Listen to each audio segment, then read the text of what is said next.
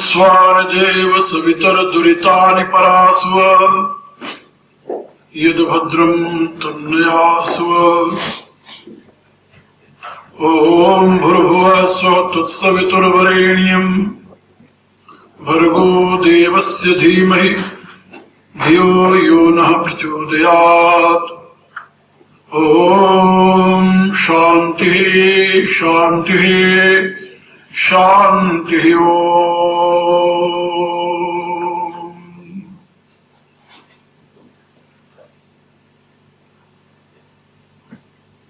मेरी प्रिय आत्माओं, करुणानिधान भगवान की करुणा आप सभी के लिए सदैव कल्याणप्रद हो, यह मेरी आंतरिक शुभकामना।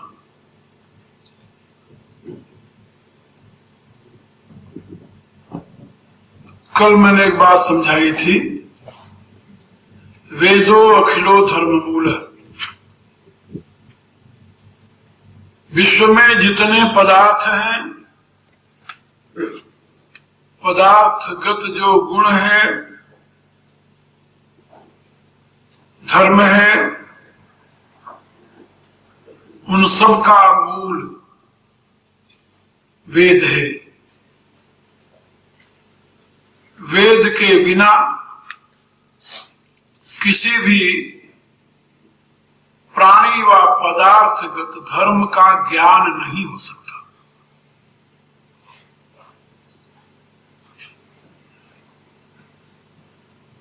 आज एक बात और आप लोगों को बताना है।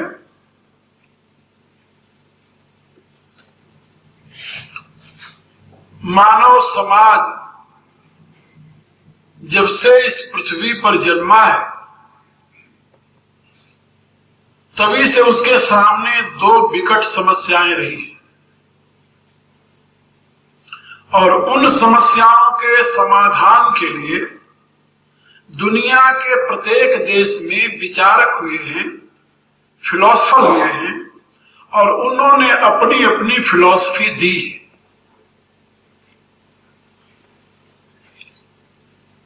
उसमें वैदिक ऋषियों का अनुभव, अनुसंधान, ज्ञान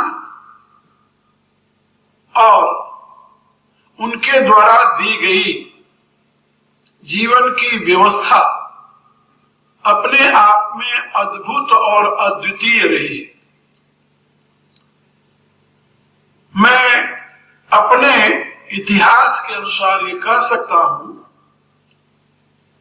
कि लाखों वर्षों तक पृथ्वी के मनुष्यों ने वेद के विज्ञान के प्रकाश में अपने जीवन को विकसित करते हुए सुख, शांति और ऐश्वर्यमय जीवन बिताया।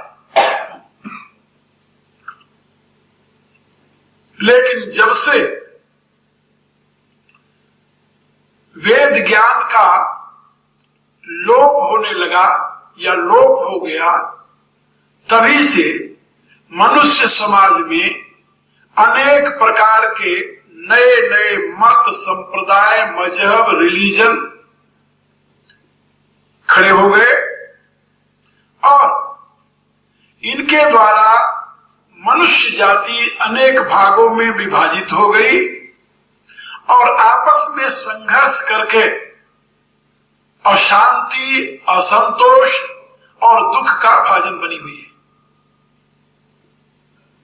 मेरी राय है कि जब तक पुनः वह वैदिक विज्ञान मनुष्य के दिल दिमाग में अपना स्थान नहीं जमाता, तब तक कभी भी मानव समाज सुख और शांति का श्वास नहीं ले सकता।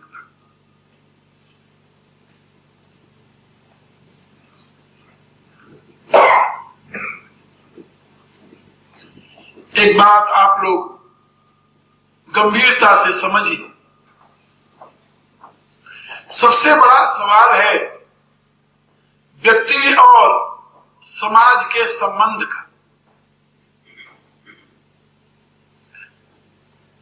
पश्चिम की विचारधारा मनुष्य को यह सिखाती है कि व्यक्ति समाज की इकाई है। व्यक्ति समाज की इकाई, व्यक्ति मिलकर के तब समाज बनता है। इसलिए व्यक्ति समाज की धुरी है। और यदि व्यक्ति नहीं रहेगा तो समाज नहीं रहेगा। इसलिए व्यक्ति के रक्षा के लिए ये व्यक्ति का अधिकार है कि वह जो कुछ करना चाहे कर सकता है। इसीलिए पश्चिम के विद्वानों ने यहां तक कहा कि सृष्टि में मनुष्य जो है, मनुष्य के लिए ही ये सारे सृष्टि के पदार्थ हैं। पशु, पक्षी, जड़, चेतन, जो कुछ प्राणी और पदार्थ सृष्टि में है, ये सब मनुष्य के लिए है। इसलिए मनुष्य इनका उपयोग करके अपनी रक्षा कर सकता है। कहने का अभिप्राय कि यदि आप सारे पशुओं को मारकर खा जाओ तो कोई पाप नहीं है, कोई दोष नहीं, क्योंकि पशु है मनुष्य के लिए। सारे पक्षियों को मारकर खा जाओ तो कोई पाप नहीं, क्योंकि वो आपके लिए है। दुनिया के सारे पदार्थों को आप अपने अधिकार में कर लो तो कोई पाप नहीं, क्योंकि वो आपके लिए है। इस विचारधारा ने दुनिया में व्यक्तिवाद को जन्म दिया। व्यक्तिवाद जानते हैं, जिसको हम अंग्रेजी में इंडिविजुअलिज्म कहते हैं, व्यक्तिवाद। और व्यक्तिवाद को जन्म देने का परिणाम क्या हुआ कि व्यक्ति अपनी पूर्ति के लिए, अपनी आवश्यकता की पूर्ति के लिए नहीं, अपनी वासना की पूर्ति के लिए, अपनी इच्छा की पूर्ति के लिए, अपने डिजायर जिसे अंग्रेजी में कहते हैं, कामना की पूर्ति के लिए उसने अपने सामर्थ्यानुसार दुनिया की पदार्थों को अपने अधीन करना शुरू कर दिया। उसका परिणाम क्या हुआ कि व्यक्तिवाद ने पूंजीवाद को जन्म दे दिया। पूंजीवाद जानते हो? पूंजीवाद माने जितना अधिक दुनिया की वस्तुओं को हम अपना बना सके वो हमारा है। कहा दुनिया यदि भूखी मरे तो कहा मर जाए, हमारे घर में अन्न भले सड़ जाए लेकिन रहे हमारे अधिकार में। दुनिया कल भूखी मरती है तो आज मर जाए। इस पूंजीवाद ने क्या किया, दुनिया में एक प्रकार की ऐसी अशांति फैला दी। और उस पूंजीवाद की रक्षा के लिए सरकारें बन गई, सरकारों के पास ताकत बन गई, और उस ताकत ने पूंजीवाद को और प्रश्रय दिया और दुनिया को लूटने का पूरा अधिकार उस समाजशास्त्र ने इस मानव जाति को दे दिया। और उसी का परिणाम था जो कि सारी दुनिया को लूट करके, आप लोग तो जानते हो, हम भी उसी के शिकार रहे, आप भी उसी के शिकार रहे हो। सारी दुनिया को लूट करके इस पश्चिम जगत ने, इस यूरोप ने अपना घर भरा और त्राह त्राह मच गई दुनिया में। लेकिन भगवान का घर बड़ा विचित्र है, भगवान की व्यवस्था भी बड़ी विचित्र है। और इस लूट खसोट में अधिक भागीदारी किसकी हो? इस लड़ाई में से एक उसी में से व्यक्ति पैदा हो गया जो सारे यूरोप को तबाह करके रख दिया। उसका नाम क्या था?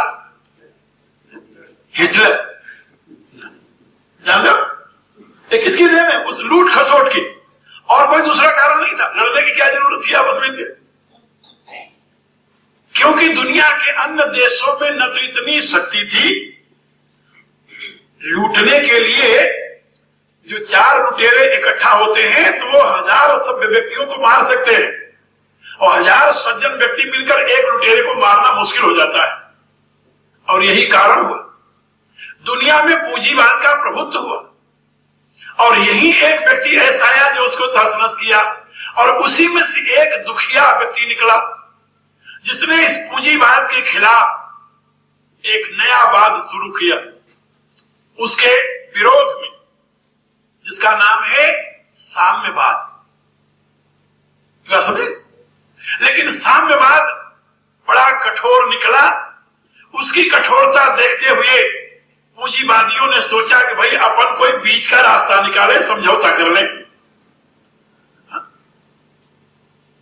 उस समझौते के लिए एक दूसरा वाद और निकला जिसका नाम है समाजवाद। समाजवाद किसके खिलाफ खड़ा हुआ? व्यक्तिवाद के। और साम्यवाद किसके खिलाफ खड़ा हुआ? पूंजीवाद के। ये बात समझ रहे? तो पूंजीवाद और उसका जड़ व्यक्तिवाद, व्यक्तिवाद के खिलाफ समाजवाद, पूंजीवाद के खिलाफ साम्यवाद, ये दो वाद और खड़े हो गए। उससे समाधान हो गया दुनिया का? क्या समस्या हल हो गई? नहीं हुई। व्यक्ति और समाज के जो बहुत पुरानी समस्याएं मनुष्यता के सामने आज विकराल रूप से खड़ी हुई हैं, इनका समाधान मिल गया? नहीं मिला। क्यों नहीं मिला? इसलिए नहीं मिला कि चाहे वो व्यक्ति हो, चाहे समाजवाद, चाहे वो पूंजीवाद हो, चाहे साम्यवाद, उनकी दृष्टि कारण पर नहीं गई। क्या समझे? उनकी दृष्टि कॉज पर नहीं गई, कारण पर नहीं गई, उनकी दृष्टि अफेक्ट पर गई, भोग पर गई। भोक्ता का पता नहीं लगाया इन्होंने, भोग का पता लगाया। ये जो है ये सबका है, ये कहता नहीं ये मेरा है। ये कहता है इसको हम सब खाएंगे, वो कहता नहीं मैं अकेले खाऊंगा। लड़ाई इस बात की। लेकिन कौन खाएगा, किस लिए खाएगा इसको, ये किसी ने विचार नहीं किया। जो युगों तक, हमारे यहां वर्षों की गणना नहीं होती, युगों की गणना होती है। सतयुग, त्रेता, द्वापर और अब हम कलयुग में जी रहे हैं। और एक बार नहीं, इस सृष्टि क्रम में ये 7 बार घूम चुके। 7 बार, चारों युग एक बार नहीं, इस सृष्टि चक्र में। हाँ, और इतना ही नहीं, पूरी गणना यदि आप सुने तो आपको और हैरानी होगी। एकांत में बैठकर उसको कैलकुलेट करें तो आप सोचेंगे कितने करोड़ वर्षों का हमारा समाज है। 4,32,000 वर्ष का कलयुग, 8,64,000 वर्ष का द्वापर, 12,96,000 वर्ष का त्रेता और 17,28,000 वर्ष का सतयुग। इन चारों युगों को मिला करके एक चौकड़ी होती है। और 71 बार जब ये चारों युग घूमते हैं, 71 बार, तो उसको एक मनवंतर कहते हैं। एक मनवंतर, उसमें एक मनु बदल जाते हैं, ट्रांसफर हो जाता है उनका, या रिटायर हो जाते हैं समझ लो, और उनके जगह पर दूसरे मनु आते हैं। अब तक इस कल्प में इस प्रकार से 6 मनवंतर बीत चुके, यानी 21 बार, 71 बार, यानी 6 बार ये चारों युग बीत चुके। और ये 7वां मनवंतर चल रहा है। और 7वें मनवंतर में भी 27 बार ये चारों युग बीत चुके हैं। 27 बार। ये 28वां कलयुग है और 28वीं बार भी सतयुग, त्रेता, द्वापर तीनों बीत चुका है। ये 28वां कलयुग है, 7वें मनवंतर का 28वां कलयुग। क्या समझे? और जिस को हम पढ़ते हैं ना, ये मनुस्मृति जिस बेस पर लिखी गई है, उसके प्रणेता, समाज शास्त्र के प्रवर्तक जिस बेस पर लिखी गई वही नहीं है जो कि त्यों, याद रखो। उसके प्रवर्तक हुए हैं प्रथम मनु, स्वयंभू मनु। स्वयंभू मनु कब हुए हैं? पहले मनवंतर में, सबसे पहला इस कल्प का जो सतयुग प्रारंभ हुआ, उस सतयुग के प्रारंभ में स्वयंभू मनु हुए। इस मनवंतर के नहीं, ना, ये मनवंतर जो चल रहा है इसमें तो कश्यप मनु का मनवंतर है। ये बात समझे? ये स्वयंभू मनु का मनवंतर नहीं है, जिसका 27 बार चारों युग बीत गए हैं। जिस मनवंतर की 28वीं चौकड़ी चल रही है, क्या बोलते हैं, 28वां कलयुग चल रहा है, उस मनवंतर के प्रवर्तक स्वयंभू मनु नहीं है, वैवस्वत मनु है। ये वैवस्वत मनवंतर चल रहा है। अब आप सोचिए, स्वयंभू मनु से लेकर के अब तक जो भारत का समाज चलता रहा है, ये किसके प्रकाश में चला है? वेद की। और वेद ने जो दृष्टि दी, उस दृष्टि को मैं आप लोगों को सुनाने जा रहा हूं। और उस दृष्टि का सूत्रपात कहां है? ऋग्वेद के इस पुरुष सूक्त में। ये बात समझे? पुरुष सूक्त की जो महिमा मैं इतना गाता हूं, इसलिए नहीं कहता कि मैं वैष्णव हूं और उसके माध्यम से हम अपने विचारों को प्रचारित करना चाहते हैं। इसलिए कहते हैं कि इस पुरुष सूक्त ने हमें समाज शास्त्र दिया है, हमें अध्यात्म शास्त्र दिया है। हमें ये केवल व्यक्ति और समाज के संबंध को ही नहीं, व्यक्ति का समाज से, समाज का विराट से, विराट का उस परमेश्वर से, ब्रह्म से डायरेक्ट संबंध विश्लेषण किया है। इसके लिए हमारे यहां 3 शब्द आता है स्वराट वेद में। स्वराट, राट, विराट, ये 3 शब्द हैं। स्वराट माने ये अपना व्यक्ति का साम्राज्य, और राट माने आसमुद्र पर्यंता एक राट, ये पृथ्वी भर के मनुष्यों का एक साम्राज्य। और तीसरा विराट, अनंत ब्रह्मांडों का एक साम्राज्य। तो अनंत ब्रह्मांडों का जो अधिपति है उसको कहते हैं परमात्मा, और एक ब्रह्मांड का जो पति है, एक ब्रह्मांड का, वो है ईश्वर। और उसी रूप से एक ब्रह्मांड में एक पृथ्वी का जो पति है उसको कहते हैं सम्राट। क्या समझे? ये हमारा जो सम्राट पद है, सम्राट पद किसी राजा के लिए नहीं होता, ना। सम्राट तो उसे कहते हैं जो सारी पृथ्वी का अधिपति हो। तो स्वराट व्यक्ति को कहते हैं स्वराट, और सारे पृथ्वी का जो अधिपति उसको कहते हैं सम्राट। समझे? और बल्कि पुराणों में इसको और विश्लेषण किया गया है, स्वराट, सम्राट, विराट, महाविराट। और महाविराट से परे जो है उसको कहते हैं ब्रह्म। और वेद ने हमें यह बताया कि ये एक दूसरे से ऐसे इंटरलिंक्ड, अंग्रेजी का एक शब्द है, आप लोग जानते होंगे, एक दूसरे से ऐसे संबंधित हैं कि इनको आप अलग अलग नहीं कर सकते। व्यक्ति को राष्ट्र से अलग नहीं कर सकते। यहां राष्ट्र माने, जैसे मैं बताया आपको, कोई एक छोटा सा देश नहीं, भूमंडल, पूरी पृथ्वी, जिसका अधिपति सम्राट कहा जाता है। और उस राज से आप उस विराट को अलग नहीं कर सकते। विराट उससे अलग नहीं हो सकता, अथवा वह विराट से अलग नहीं हो सकता। विराट का मूल केंद्र कौन है? कहा ये सूर्य, वेद में से बताया गया। क्या सूर्य से पृथ्वी कभी अलग हो सकती है? क्या रहा आप लोगों की? अच्छा, सूर्य से अलग होकर यह जी सकती है? क्या इस पृथ्वी पर जीवन हो सकता है? ये सारे प्रश्न का उत्तर होगा नहीं। ये बात समझे? तो सूर्य से अतिरिक्त जैसे पृथ्वी का अस्तित्व तो नहीं है, ऐसे ही वेद कहता है कि ये जो एक राट है, इससे अतिरिक्त, समाज से अतिरिक्त व्यक्ति का कोई अस्तित्व नहीं है। व्यक्ति एक क्षण भी जीवित नहीं रह सकता। समाज के बिना व्यक्ति एक क्षण जीवित नहीं रह सकता। और इसी को अध्यात्म भाषा में वेद ने बताया, कहा कि जैसे तुम्हारा हाथ है, ये तुम्हारा हाथ शरीर से अलग होकर जी सकता है क्या? नहीं जी सकता। तो अंगुलियां जी सकती हैं?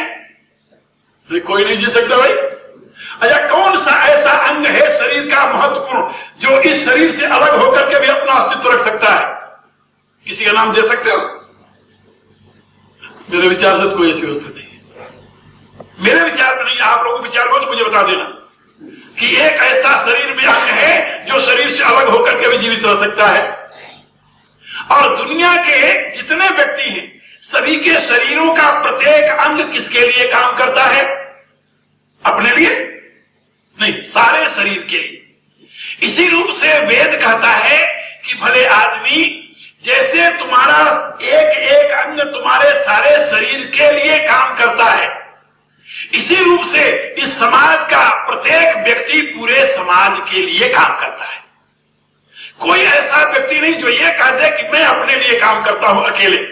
अज्ञानता में भले कह दे वो, लेकिन यदि विचार करेगा तो उसे पता चलेगा। जैसे आप दुकान करते हैं, दुकान में इतनी चीजें हैं, बेचते हैं आप, किसके लिए काम करते हैं भाई? किसके लिए दुकान करते हैं? अपने लिए। गंभीरता सोचो एकांत में बैठ करके कि दुकान तुम अपने लिए करते हो या समाज के लिए? क्या उत्तर मिलेगा? एक सज्जन थे, भारत में एक शहर है, वहां पर एक डॉक्टर रहा करते थे, बड़े फेमस डॉक्टर थे, बड़े फेमस। संयोगवश में वहां गया और वहां यही समाज शास्त्र का विषय मैं वेद के द्वारा समझा रहा था। और वो वहां के लोगों की दृष्टि में महानास्तिक व्यक्ति था वो डॉक्टर। रास्ते में चला जा रहा, कईयों ने उससे कहा कि एक स्वामी जी आए, उनको तुम जरूर सुनो। उसने कहा कि ठीक है सुनूंगा। तो कार में बैठकर बाहर, जैसे यहां से, तो यहां तो हम सड़क पर भोंपू नहीं लगा सकते ना, लेकिन भारत में तो ऐन खुलेआम लगता है, तो इधर इधर यानी 2 फरलांग तक सुनाई देता है। तो साहब आए, बाहर सड़क पर खड़े अपने कार में व्याख्यान सुनते रहे। एक दिन सुना, 2 दिन सुना, तीसरे दिन उन्होंने एक कागज भेजकर मेरे पास आदमी भेजा, क्या मैं आपसे मिल सकता हूं? मैंने कहा जरूर मिलिए। आ गए मेरे पास।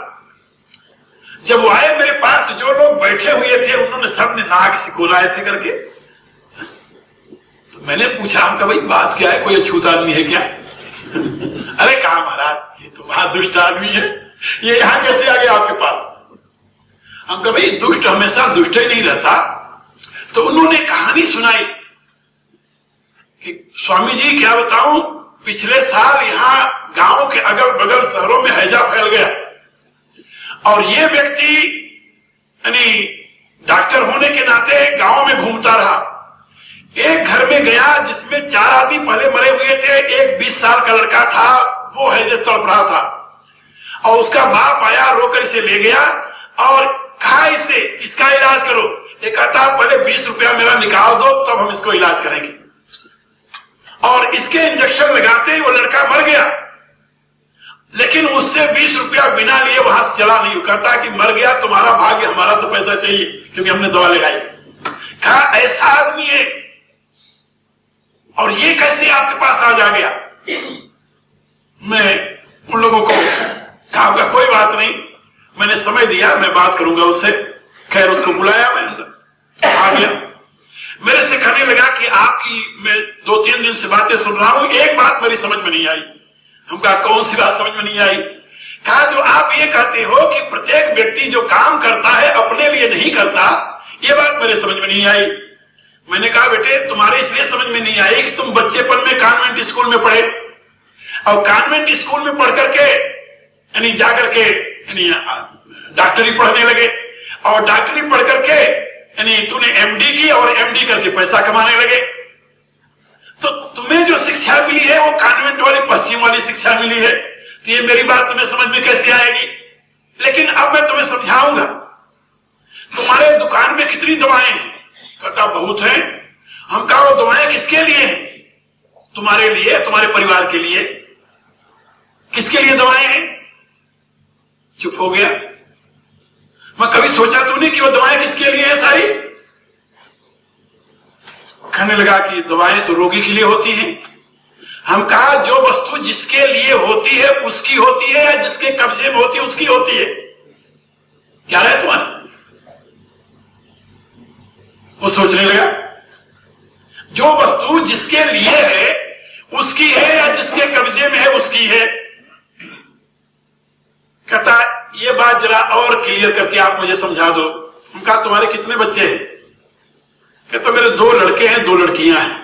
हम कहा लड़कियां दोनों तुम्हारी इस समय तुम्हारे कब्जे में है? बोले हाँ।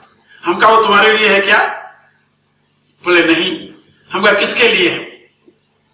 कहा ये तो हमारे समाज के नियम है, लड़कियां जो हैं वो किसी के लिए हैं, जो उनका पति होगा उसके लिए है। हम कहा इससे तुम समझ गए ना कि तुम्हारे कब्जे में होने के नाते तुम्हारे लिए नहीं है। वो कोई वस्तु किसी कब्जे में है इसलिए उसके लिए ऐसा नहीं कहा जा सकता। तुम्हारे अधीन है इसलिए तुम्हारे लिए ऐसा नहीं कहा जा सकता। हाँ वो जिसके लिए है जब समय आएगा तुम उनको दे दोगे। वो कहता जी हाँ। ये समझ गए? बोले हाँ। हम कहा इसी रूप से तुम्हारे दुकान में जितनी दवाएं हैं वो रोगियों के लिए हैं। जो रोगी आएगा जिस दवा का पात्र होगा उसको तुम दे दोगे। बोले हाँ। हम कहा इसमें तुम्हारा रोल क्या है तुम जानते हो? तो रोगी ये नहीं जानता कि हमारे लिए कौन सी दवा है, ये रोगी को पता नहीं है। इसलिए परमात्मा ने ये अकल तुम्हें देकर भेजी। तुम केवल मीडिएटर हो, ये जानने वाले हो कि रोगी इस रोग पर ये दवा काम होती है और उस दवा को उठाओ उस रोगी को दे दो। दी है जो रोगी की चीज रोगी को दी है, तुम अपनी चीज उसको नहीं दिए। और रोगी की चीज यदि तुम रोगी को देते हो, कोई व्यक्ति लाकर मेरी चीज कोई मुझे दे देता है तो मेरे पर आसान करता है क्या? कहता नहीं, आसान तो नहीं करता, वो आपकी चीज आपको दे रहा है। हम कहा इसी रूप से जब तुम दवा किसी रोगी को देते हैं तो उस पर आसान नहीं करते। और ये जो तुम्हें बुद्धि मिली है कि इस रोग की ये दवा है, ये तुम्हारी अपनी है क्या? कहता नहीं, ये हमारी अपनी तो नहीं है। आखिर तुम जन्म से जानते हो? बोले नहीं। फिर कहा मेरे बाप ने मुझे पढ़ाया। हम कहा जिस यूनिवर्सिटी में तुम्हारे बाप ने पढ़ाया वो यूनिवर्सिटी तुम्हारे बाप ने बनवाई थी? बोले नहीं। हम कहा फिर किसने बनवाई थी? बाप ने तुम्हारे फीस दिया? बोले हाँ। हम कहा उस फीस से यूनिवर्सिटी बनी या यूनिवर्सिटी में पढ़ाने वाले को फीस मिला? वो कहता कभी सोचा ही नहीं है। हम कहा इस देश के प्रत्येक नागरिक के खून की कमाई से यूनिवर्सिटी बनी है। जिस यूनिवर्सिटी में पढ़ाने और सारी व्यवस्था की है सरकार ने, सरकार को कौन चलाता है? सारी जनता चलाती है, सब उसमें हिस्सा देती है। सबके सहयोग से बनी हुई यूनिवर्सिटी, उस यूनिवर्सिटी में तुम पढ़े, उसमें केवल तुम्हारे बाप की दी हुई फीस काम नहीं आई। एक व्यक्ति को डॉक्टर बनाने में सरकार का 2 लाख रुपया खर्च होता। उन दिनों 2 लाख खर्च होता था, इस समय आज 8 लाख खर्च होता है। वह 2 लाख रुपया खर्च होता है और तुम अपनी पूरी फीस हिसाब लगा लो कितना दिया होगा 4 वर्ष में या 6 वर्ष में एमडी किया है, कितनी फीस दिया? 2 लाख रुपया दिया था? कहता नहीं, वो तो बहुत मामूली दिए होंगे। हम कहा फिर तुम कैसे सोचते हो कि जो तुम्हारे में योग्यता आई उसके तुम धनी हो, या तुम्हारे बाप के द्वारा तुम्हारे में योग्यता आई है? ये सारे समाज के सहयोग से तुम्हारे में योग्यता आई है। और ये बात तुम्हारे साथ में नहीं करा, दुनिया में जितने मनुष्य हैं सब मनुष्यों की यही गति है। हर एक व्यक्ति के पास जो योग्यता है वो समाज का दिया हुआ है, उसका अपना नहीं है।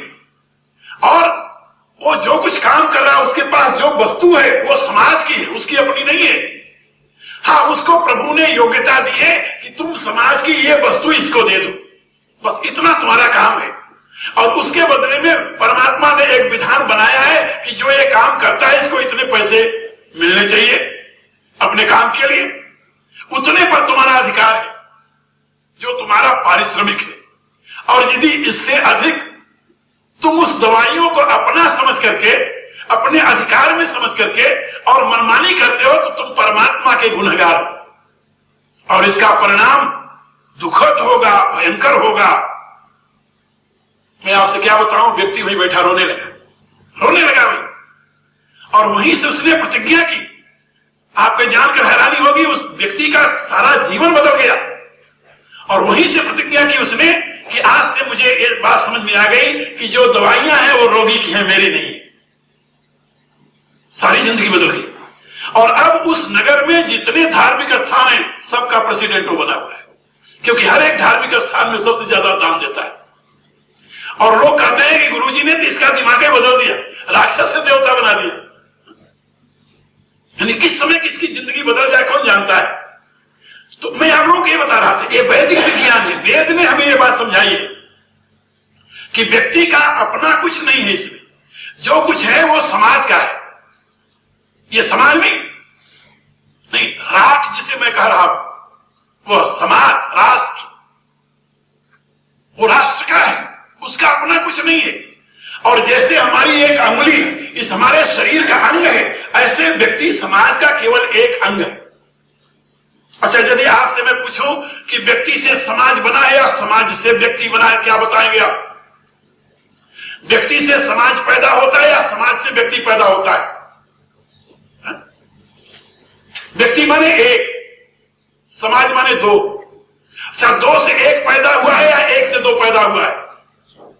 क्या बताएंगे आप? आप जरा, कोई यहां ऐसा खड़ा हो सकता है कि मैं एक से पैदा हुआ हूं, यानी केवल बाप से या केवल मां से? हो सकता है कोई? नहीं हो सकता, असंभव है। बिना समाज बने व्यक्ति बन ही नहीं सकता। समाज बने दो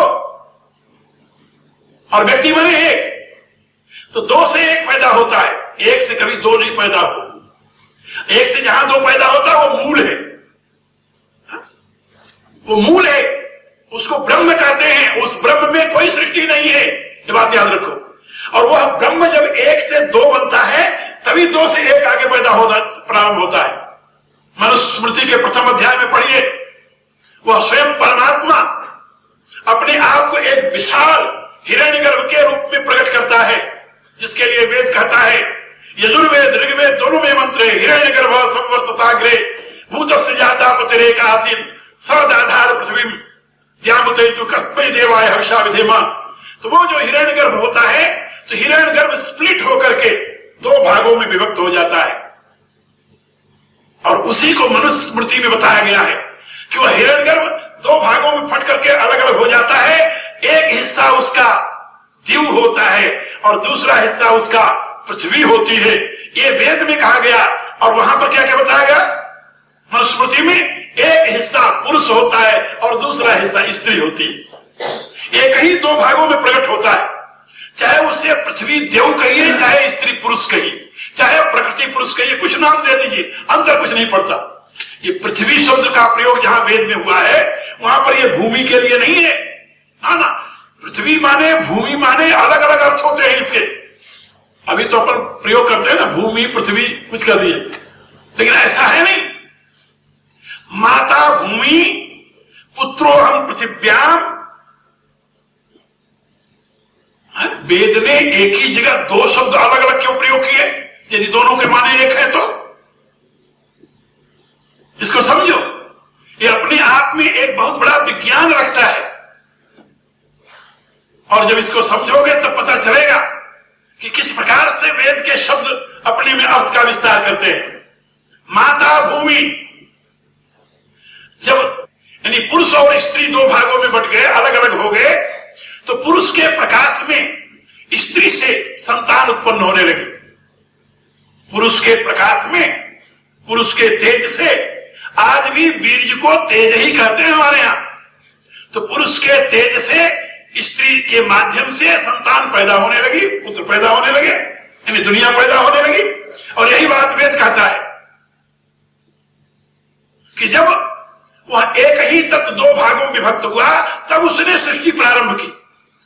अकेले जब तक था तब तक कोई सृष्टि नहीं हुई। एक से जब दो हुआ तो दो से सृष्टि का प्रारंभ हुआ। और उस दो में एक पृथ्वी और दूसरा द्यू, इनको वेद में विभिन्न नामों से संबोधित किया गया है, विभिन्न नामों से इन दोनों को, द्यावा पृथिव्यो। और ये दो साथ साथ ही कहे जाते हैं। और इनमें जो प्रकृति है, पृथ्वी है वही नारी तत्व है, मातृ तत्व है, इसलिए माता भूमि। और जो दिव है, तेज में है, पुरुष है, वही पुरुष तत्व है। एक बात ये याद रखो कि जैसे इस सृष्टि के लिए, पृथ्वी पर की सृष्टि के लिए सूर्य जिम्मेदार है।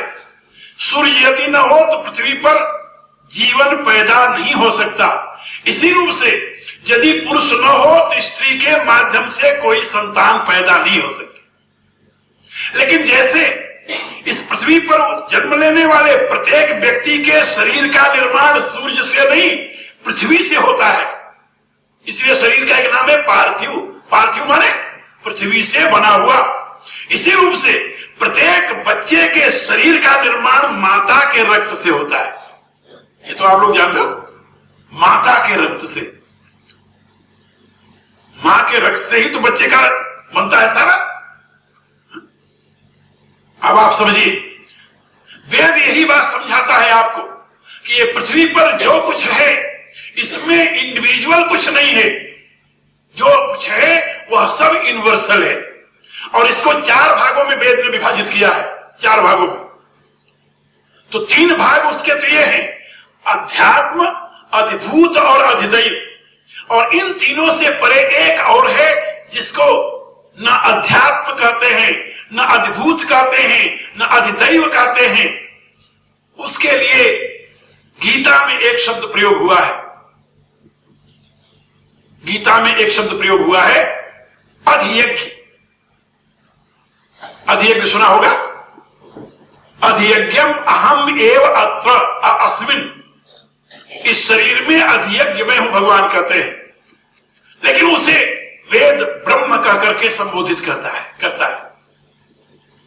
ईश कह करके संबोधित करता है। ईशावास्यम इदम सर्वम, इसकी व्याख्या मैंने उसको बताया। तो अभी आप लोगों को जो मैं बताने जा रहा हूं वो ऋग्वेद के इस 10वें मंडल के पुरुष सूक्त का ये पहले मंत्र की व्याख्या है, जिसको मैं अभी तक आपको समझाया। सहस्र शीर्षा पुरुषः सहस्राक्ष सहस्रपाद, हजारों पांव वाला, हजारों आंखों वाला, हजारों सिरों वाला पुरुष एक है, एक पुरुष है। ये बात समझे?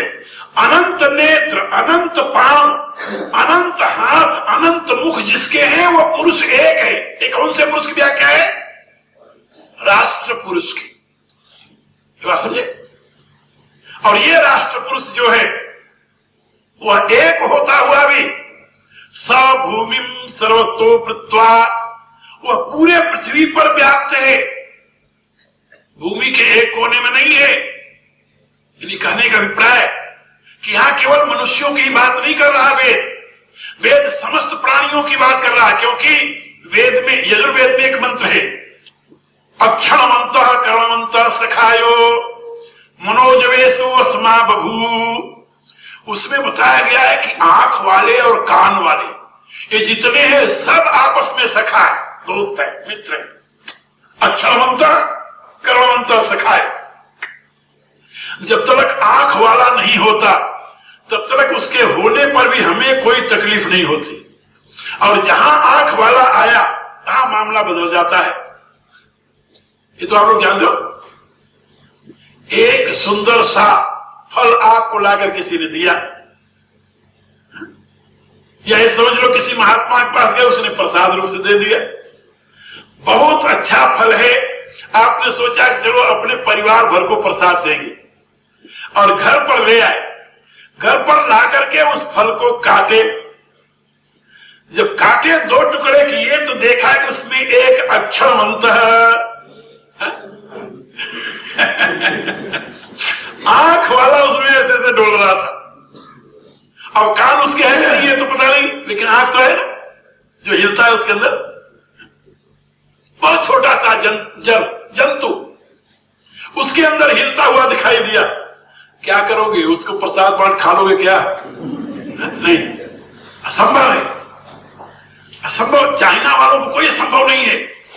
हाँ, वो तो कीड़े मकोड़े का भी अचार डाल खा लेते हैं, लेकिन अपने लोगों के लिए असंभव है, नहीं खाया जा सकता, क्योंकि अक्षणमंतः वहां आ गया।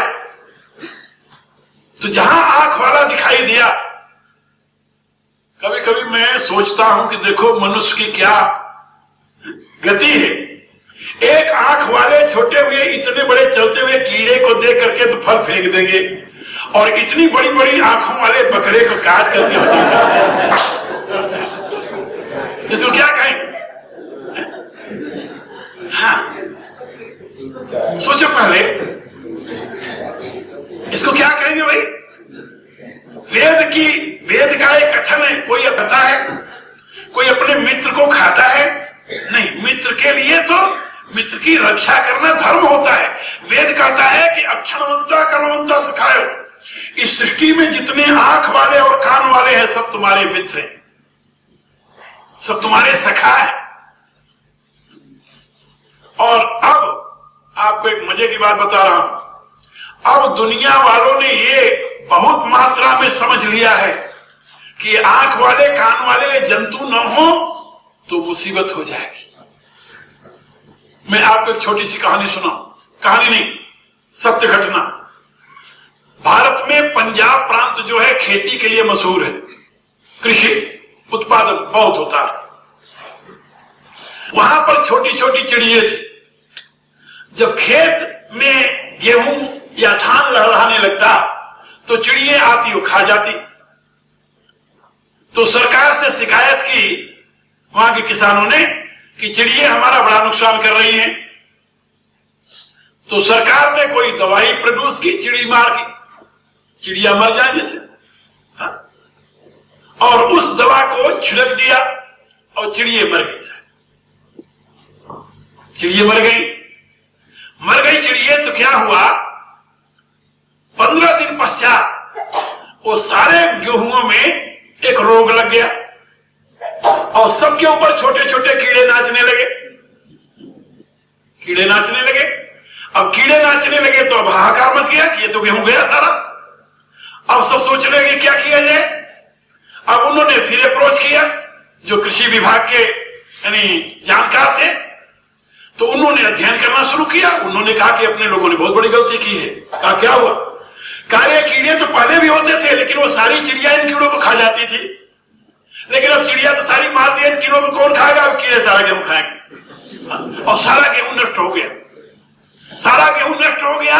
और फिर उन लोगों को कोशिश करनी पड़ी कि वो चिड़िया फिर कहीं से बुलाया जाए।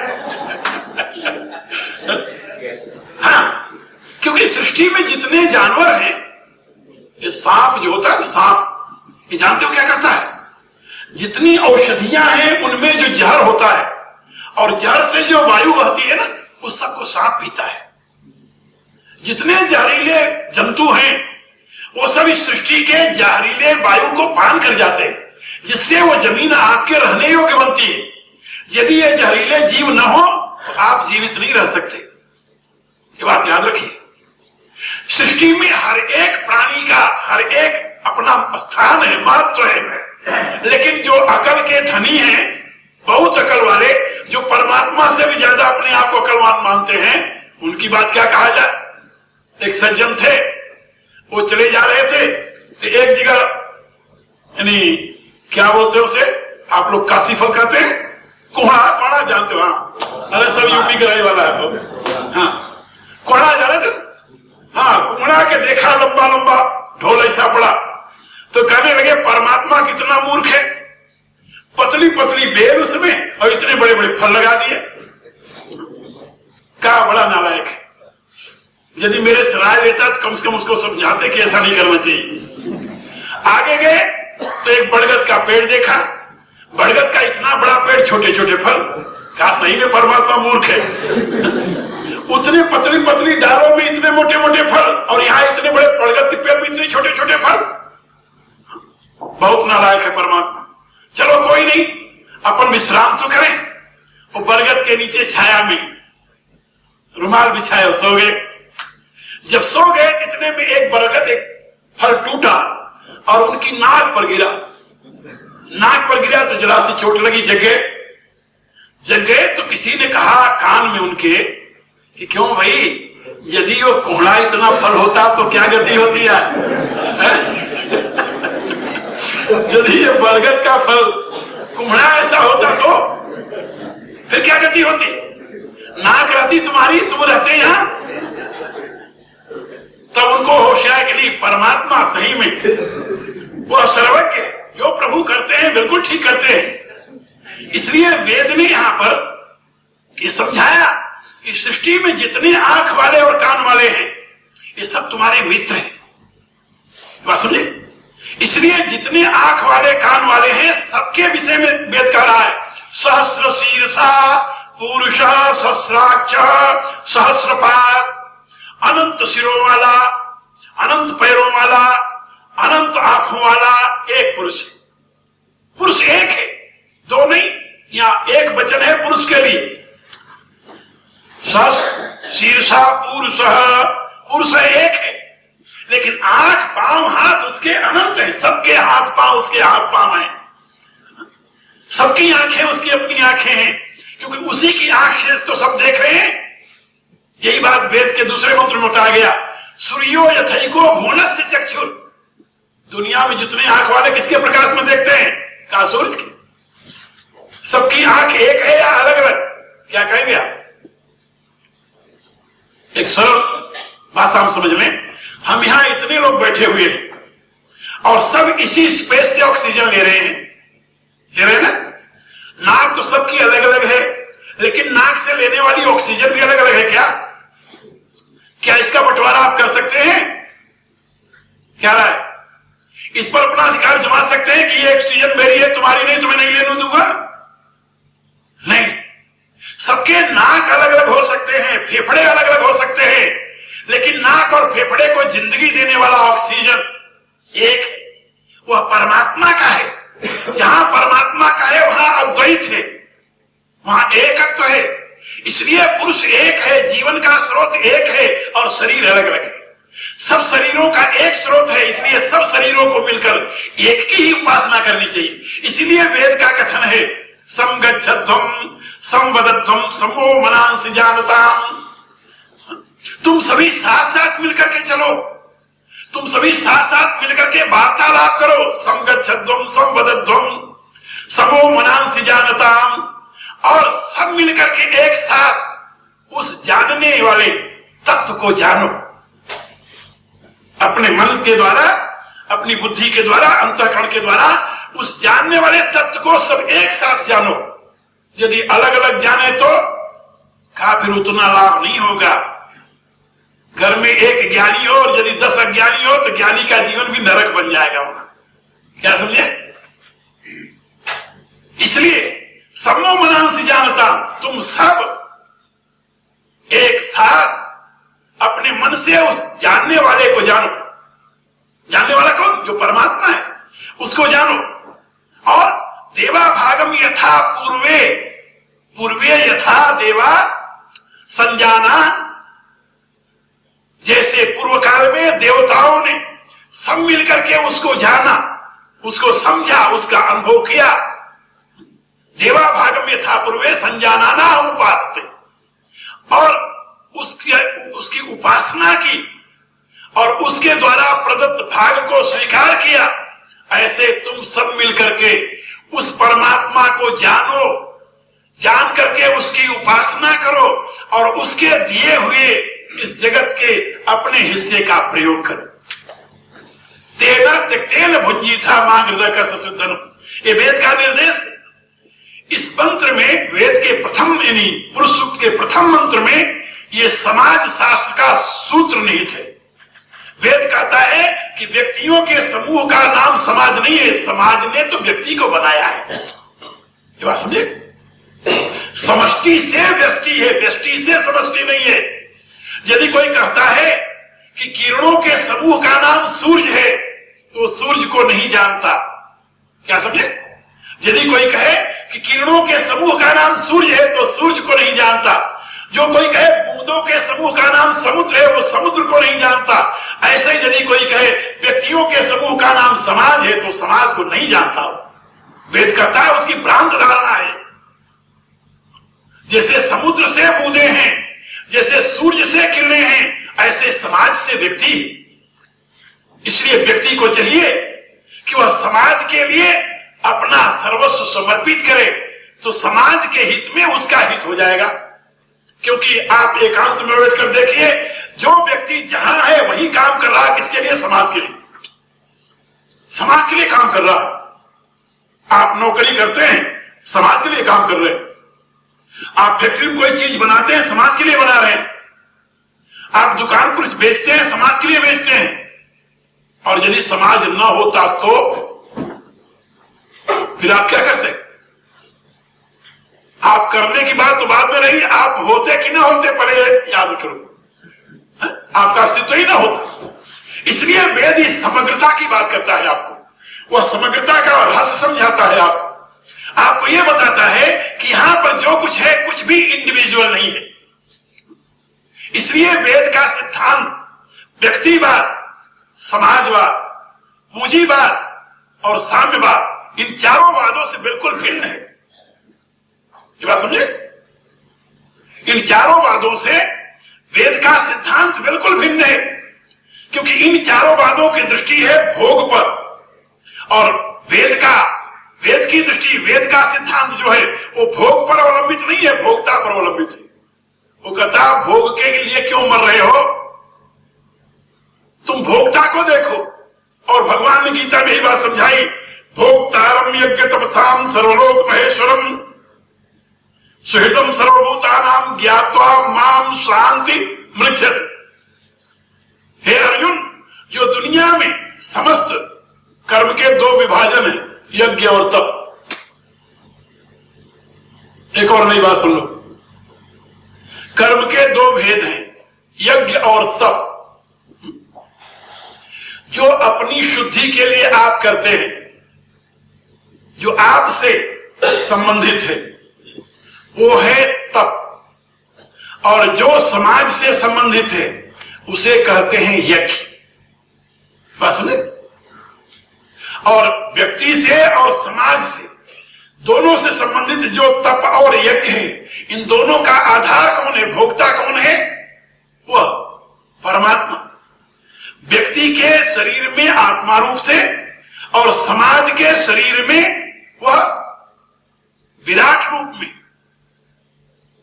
या राष्ट्र पुरुष के रूप में परमात्मा ही दोनों का भोक्ता है। भगवान कहते हैं यदि भोक्ता एक है ऐसा समझ करके, जो सबका परम सुहृद मैं हूं ऐसा समझ करके जो मेरी उपासना करता है वो परम शांति को प्राप्त हो जाता है। आप भोजन करते, ये तप है। भोजन किसके लिए कर रहे हैं? अपने इस इंडिविजुअल शरीर की रक्षा के लिए, इसको तप कहा गया है। और भोजन करने के पश्चात जब खेत में काम करने लगे तो यज्ञ हो गया वो। अच्छा, भोजन करके सो जाए तो फिर क्या कहोगे? भोजन करें और काम न करें, भोजन करके सो जाए, वो क्या होगा फिर? कल्पना करो, का कोई ऐसा व्यक्ति नहीं है जिसके शरीर से कुछ डिस्चार्ज न होता हो। जब आप बाहर से अंदर लोगे तो अंदर से बाहर अपने आप जाएगा, उसको आप रोक नहीं सकते। और जहां अंदर से बाहर जाने वाले को आपने रोका वहीं आप मरे। तो बात याद समझो। तो जो आप अंदर लेते हैं वो तप की प्रक्रिया है, क्योंकि हर जाकर तपता है, ये तो आप जानते हैं। उसे तप क्यों कहा जाए? तो शास्त्रकारों ने कहा कि अंदर जाकर वो तपता है, इसलिए तप कहा जाता है। वो जो आप अंदर लेते हैं जाकर तपता है कि नहीं? भोजन करते हैं तपता अंदर की नहीं? तभी तो हजम होता है। अग्नि जलाती है कि नहीं जलाती उसे शरीर के अंदर? इसलिए जो कुछ आप ग्रहण करते हैं इस शरीर में वो तपता है, इसलिए उसे तप कहते हैं। और जो कुछ आप बाहर देते हैं वो देते हैं, वो जाता है, इसलिए उसे यज्ञ कहते हैं। बस ये तप के बाद यज्ञ ये सहज है। तप और यज्ञ ये दोनों जोड़े हैं, इनको कोई बंद नहीं कर सकता, और जहां बंद करेगा वहीं मरेगा। इसलिए भगवान ने ये बात कही गीता में कि यज्ञ और दान और तप ऐसे कर्म हैं जिनका कभी त्याग नहीं करना चाहिए, और त्याग होते नहीं। तो वेद कहता है कि ये जो दो प्रकार की तुम्हारी क्रियाएं हैं ये सब एक से ही संबंधित है।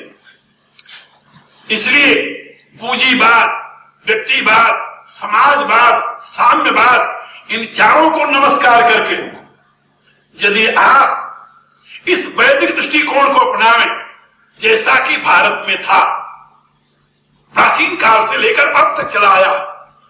भारत में कभी आपने समाजवाद सुना था? नाम कभी किसी पुस्तक में पढ़ सकते हैं? वेद से लेकर हनुमान चालीसा तक तो मैंने पढ़ा है, हमें तो कहीं नहीं मिला।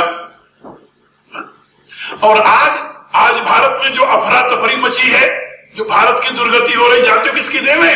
ये वही समाजवाद की देन है। दुनिया में जहां कहीं अनर्थ हो रहा है ये उसी की देन है, क्योंकि व्यक्ति समझ नहीं रहा कि समाजवाद है क्या भला, दुहाई देता चला जा रहा है। व्यक्ति को पता नहीं साम्यवाद क्या है, दुहाई देता चला जा रहा है। पहले लोगों को जब कहा गया कि संपत्ति सबकी होगी है कि नहीं होगी, लोग कहे हाँ चलो हमें बिना काम किए संपत्ति मिल जाएगी। मैं आपको एक घटना सुनाऊं। अमेरिका में एक बिलियनर था, बहुत बड़ा धनी।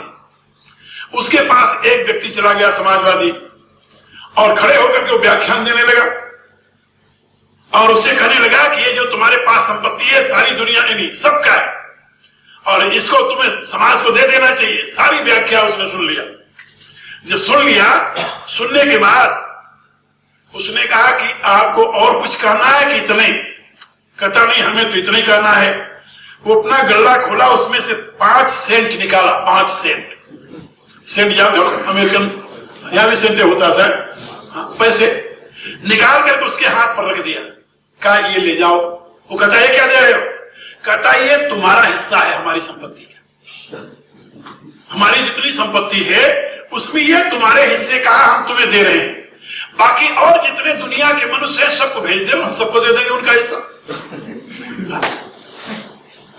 वो कहता क्या मजाक कर? कहा मजाक नहीं कर रहा, ये जो सिद्धांत है ये केवल तुम्हारे लिए और तुम्हारे देश के लिए नहीं है, ये सिद्धांत तो पूरी पृथ्वी के मनुष्यों के लिए है ना। वो कहता हाँ।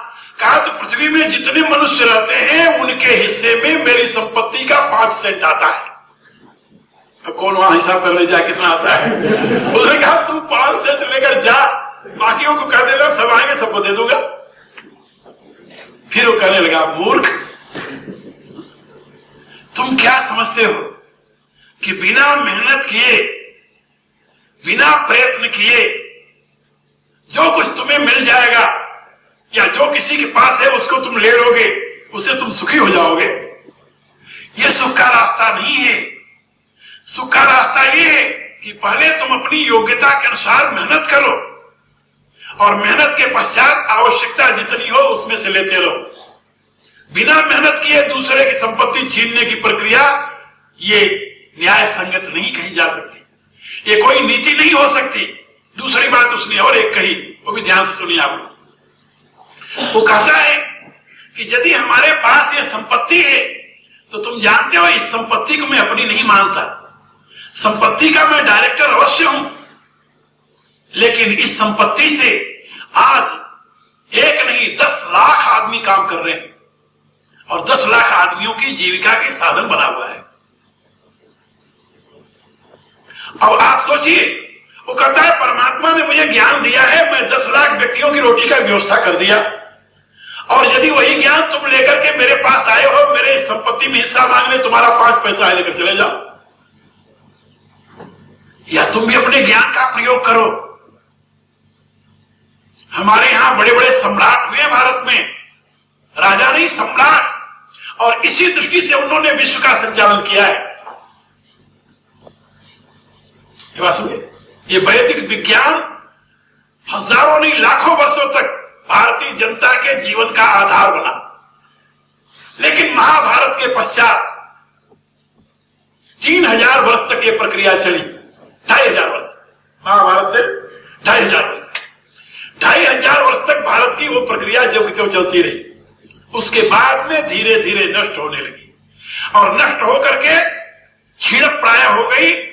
उसका रास्ता जब बदल गया और हिंसा का तांडव होने लगा, तब वहां पर भगवान बुद्ध का आविर्भाव हुआ। और भगवान बुद्ध ने जो एक सबसे बड़ी गलती की, उसको मैं गलती कहता हूं, हाँ, और मैंने ही नहीं, मेरे आचार्य गोस्वामी तुलसीदास जी ने भी कहा है कि भगवान बुद्ध के जीवन में एक बहुत बड़ी गलती हुई, और उस गलती का परिणाम यह रहा कि जो निंदत निंदित भयो प्रगट बुद्ध अवतार, उन्होंने कहा, गोस्वामी जी कहा कि एक बहुत बड़ी गलती हुई कि जो इस भारतीय समाज रचना का मूल रीढ़ थी, उसको उन्होंने अस्वीकार कर दिया। अस्वीकार क्यों किया? लड़ाई के डर से, क्योंकि लड़ाई करना ये सबके बस की बात नहीं है। जब उनसे लोगों ने कहा कि नहीं, ये जो मैं कर रहा हूं ये वेद में लिखा हुआ है, तो उन्होंने कहा तुम्हारे ऐसे वेद को नहीं, मैं नहीं मानता, जाओ, बात खत्म हो गई। तो लड़ाई के डर से उन्होंने वेद को ही अस्वीकार कर दिया। यदि वेद को अस्वीकार न करके वो उसके साथ खड़े हुए होते तो हो सकता था वो बहुत बड़ा काम कर जाते। लेकिन बुद्ध धर्म के पश्चात भारत से वो वैदिक मान्यताएं धीरे धीरे समाप्त हो गई। बाद में आचार्य शंकर ने और कुमारी भट्ट ने, इन दो महापुरुषों ने पुनः वैदिक धर्म को आगे प्रतिष्ठित तो किया, लेकिन इन दोनों महापुरुषों की दो धाराएं हो गई अलग अलग। और वो दो धाराएं किस भाव में बढ़ गई? आचार्य शंकर ने कहा कि दुनिया का त्याग करके ही तुम्हें मोक्ष मिलेगा, क्योंकि बुद्ध यही सिखाते थे। और उस त्याग का समर्थन बुद्ध ने वेद को अस्वीकार करके किया, और आचार्य शंकर ने वेद को स्वीकार करके किया। क्या समझे? किया वही बात, उसी त्याग का समर्थन किया, लेकिन वेद की दुहाई देते हुए उन्होंने त्याग का समर्थन किया। वेद ने, बुद्ध ने वेद को अस्वीकार करके त्याग का समर्थन किया था। और कुमारी भट्ट की जो विचारधारा थी वो पूर्व मीमांसा के आधार पर थी, इसलिए वो कर्म कांड में चली गई। कर्म कांड में पुनः पुरोहितवाद को जन्म दे दिया। तो भारत में दो वर्ग हो गए, एक कुमारी भट्ट की विचारधारा के पुरोहितवाद वाले, और दूसरे शंकर की विचारधारा के मूड मुड़ाए हुए सन्यासी। परिणाम क्या हुआ? वह वैदिक विज्ञान जो ऋषि परंपरा से आ रहा था वो आगे नहीं बढ़ सका। ऋषि प्रक्रिया समाप्त हो गई भारत में, जिसका परिणाम 900 वर्ष तक भारतीय जनता ने भोगा। 900 वर्ष तक मुट्ठी भर लोग आए और भारत को इस कोने से उस कोने तक लौटते चले गए। कोई उनके घोड़ों की बागडोर पकड़ने वाला नहीं मिला। ये वेद के सिद्धांत का गलत दुरुपयोग होने का परिणाम था। वेद ने हमें कर्मकांड नहीं सिखाया है, वेद ने हमें दुनिया त्यागने के लिए नहीं सिखाया है, वेद ने हमें यथार्थ जीवन दृष्टि दी है।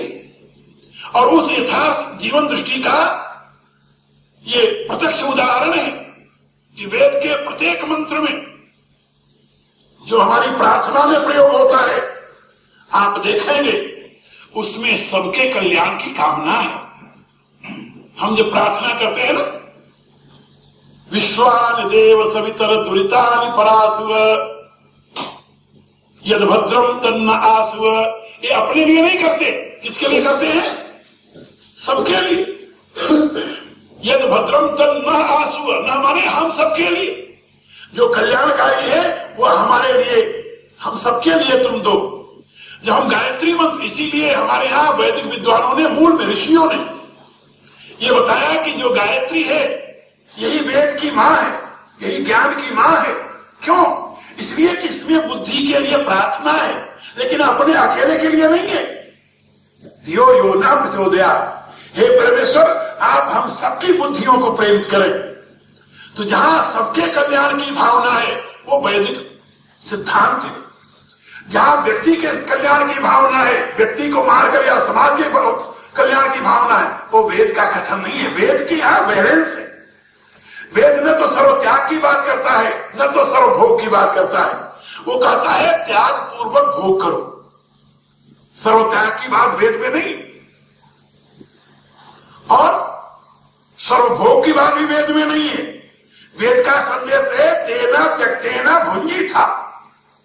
बात समझे? कहा कि जहां पर सर्वत्याग की कहानियां कही गई है उसका क्या करोगे आप? वो है मुमुक्षु के लिए। मुमुक्षु माने चौथे आश्रम में पहुंचा हुआ व्यक्ति, या जो अब ये चाहता है कि हे परमात्मा, अब शरीर जर्जर हो गया है, संसार में जो करना था कर लिए, अब आगे की तैयारी करनी है, उसके लिए कहा गया कि अब तुम सबका त्याग कर दो और त्याग करके फिर उस परम सत्य का अनुसंधान करो। अब तुम समाज के ऊपर रहोगे तो समाज पर भार बन जाओगे, परिवार में रहोगे परिवार पर भार बन जाओगे। क्या समझे? ये हमारे यहां जो आश्रम व्यवस्था थी उसका एक बहुत बड़ा महत्व था। 25 वर्ष तक विद्या अध्ययन करो, 50 वर्ष तक संसार की व्यवस्था और परिवार की व्यवस्था और तेन त्यक्तेन भुंजीथा वाला मंत्र दोहराते रहो दिमाग में, त्याग पूर्वक हो। 50 के बाद जो एक्सपीरियंस लिया है, अब 75 वर्ष तक 25 साल तक समाज के लिए काम करो, परिवार के लिए नहीं। वानप्रस्थावस्था समाज की सेवा के लिए। ये बात समझे? 50 के बाद का जीवन समाज की सेवा के लिए है। और जब 75 वर्ष के हो जाओ तब सोचो कि भाई जब मेरे पास जो था अब समाज को दे दिया, अब एकाग्र चित्त होकर परमात्मा में लगना है। और प्रणव धनु सरोह्यात्मा ब्रह्मोत्तर लक्ष्य मुच्यते अप्रमत्तेर वेदव्यम सर्वोत्तर वयो हुए। क्या जैसे एक अच्छा सधा हुआ तीरंदाज और अपने लक्ष्य को बेधन करता है, इसी रूप से तुम अपने प्राण को खींच करके नीचे ले जाओ मूलाधार से, और फिर उसको छोड़ो और ब्रह्म चक्र को भेदन करके परमात्मा के साथ एक होने का अभ्यास करो। तो इसमें धर्म अर्थ काम और मोक्ष चारों की पूर्ति हो जाएगी। लेकिन शास्त्र कहता है कि प्रथमे नार्जिता विद्या, द्वितीय नार्जितम धनम, तृतीय नार्जितम धर्मम, चतुर्थे किम करिष्यति। कहा जो पहली आयु में विद्या अध्ययन नहीं किया, दूसरी आयु में अर्थ और काम का सेवन नहीं किया, तीसरी आयु में जो समाज की सेवा में धर्म नहीं कमाया, वो चौथी आयु में मरते समय क्या करेगा? कुछ करेगा क्या? कुछ नहीं करेगा। इसलिए जीवन का विभाजन वेद ने बहुत ही व्यवस्थित ढंग से किया है। वेद के द्वारा दी गई व्यक्ति और सामाजिक जीवन की व्यवस्था अपने आप में अनुपम है, अद्भुत है। और इसीलिए सर्वप्रथम ऋषि ने विराट नहीं राष्ट्र पुरुष का चिंतन किया, और फिर इसके बाद में फिर वो आगे व्यक्ति और स्वराज और विराट की बात करेंगे। सबसे पहले समाज व्यवस्थित होगा तभी तो तुम ध्यान कर सकते हो कि पहले कर लोगे, और ध्यान करोगे तब तो परमात्मा को जानोगे और पहले जान जाओगे। तो पहले ध्यान करने के लिए वातावरण तो तैयार करो। वातावरण कब तैयार होगा? जब राष्ट्र ठीक होगा, समाज ठीक होगा। इसलिए वेद में सहस्र शीर्षा पुरुष सहस्राक्ष सहस्रपाद सभूमिम सर्वता पृथ्वा, वह समस्त भूमि को सर्वोर से व्याप्त करके अतिष्ठति दशांगुलम, बड़े मजे की बात कह दी। कहा इससे ऊपर सबको आवृत करके, सबको ढक करके इसके 10 अंगुल ऊपर बैठा हुआ है। तिष्ठत माने स्थित है 10 अंगुल ऊपर। कहा 10 अंगुल ऊपर क्यों है भाई? 12 अंगुल क्यों नहीं हो गया, या 9 अंगुल क्यों नहीं हो गया? क्या ये तो कल बताएंगे, आज भी बताएंगे। ओम भूर्भुवः स्वः तत्सवितुर्वरेण्यं भर्गो देवस्य धीमहि धियो यो नः प्रचोदयात्। सर्वे भवन्तु सुखिनः, सर्वे सन्तु निरामयाः, सर्वे भद्राणि पश्यन्तु, मा कश्चित् दुःखभाग् भवेत्। पूर्णमदः पूर्णमिदं पूर्णात् पूर्णमुदच्यते।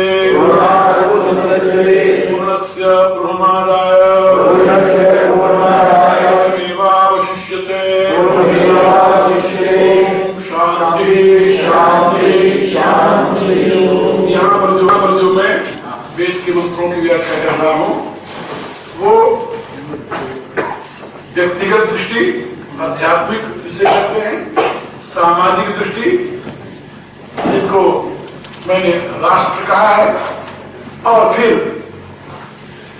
आधिदैविक दृष्टि जो परमार्थ से, विराट से संबंधित है, और आखिर में इन सबसे परे जो परम पुरुष, पुरुषोत्तम है, उसकी बात है। ये 4 भागों में तो सबसे पहले ऋषि ने समाज को देखा। सहस्र शीर्षा पुरुष सहस्राक्ष सहस्रपाद, इसमें जो देवता पुरुष है वह पुरुष इस पृथ्वी पर फैले हुए जो अनंत सृष्टि दिखाई दे रही है, इस सृष्टि जगत से संबंधित मंत्र है। और इससे ये बताया कि ये न समझ लो कहीं तुम भौतिकवादियों की तरह ये न समझ लो कि जो सृष्टि जगत है यही सब कुछ है। इसलिए अतिष्ठति दशांगुलम ये संकेत कर दिया कि इसको सर्वत्र व्यापे हुए है, लेकिन इतने नहीं हो, इससे परे भी है वो। इसको डाक करके, अत्यंत माने होता है डाक करके, इसको डाक करके इससे ऊपर भी वह 10 अंगुल स्थित है। अब वो 10 अंगुल क्या है इसकी व्याख्या कर समझाएंगे। और फिर इसके बाद में फिर वो वहां पर ये राष्ट्र पुरुष के पश्चात विराट पुरुष की बात कही है, जो अगला मंत्र है, पुरुष एवे दग्गम सर्वम यद्भूतम यच्च भावम उतामृतत्व से सानो यदन्ने नातिरोहति। इसकी व्याख्या मैं इसके बाद में करूंगा। यह है विराट पुरुष से संबंधित मंत्र। ये बात समझे ना? इसी प्रकार से अभी यह नहीं कि राष्ट्र पुरुष से संबंधित मंत्र एक ही है वहां पर, ना ना, राष्ट्र और विराट दोनों से मिलते जुलते चलते हैं आगे मंत्र। तो जहां पर है मुख किमस्या शीत किम बाहु किमु रूपा दाहु चेते, वहां पर मंत्र नहीं, प्रश्न है। और वो प्रश्न दोनों के लिए है, राष्ट्र पुरुष के लिए भी है, विराट पुरुष के लिए है। राष्ट्र पुरुष के लिए जो उत्तर है वो अलग है, और विराट पुरुष के लिए जो उत्तर है वो अलग है। ये सारी की व्याख्या मैं क्रमशः आप लोगों को सुनाऊंगा। है बड़ा गंभीर विषय और इसके लिए बहुत दिन चाहिए, और अपने पास तो रह गए केवल 2 और 3 5 दिन। क्या समझे? 5 दिन रह गए हैं। 5 दिन में कितने मंत्र की व्याख्या आप लोगों को समझा सकूंगा, ये तो भगवान ही जाने, अपन नहीं जाने। इन्हीं शब्दों के साथ सबके प्रति मंगल कामना व्यक्त करते हुए अपने विचारों को विश्राम देता हूं। आगे कार्यक्रम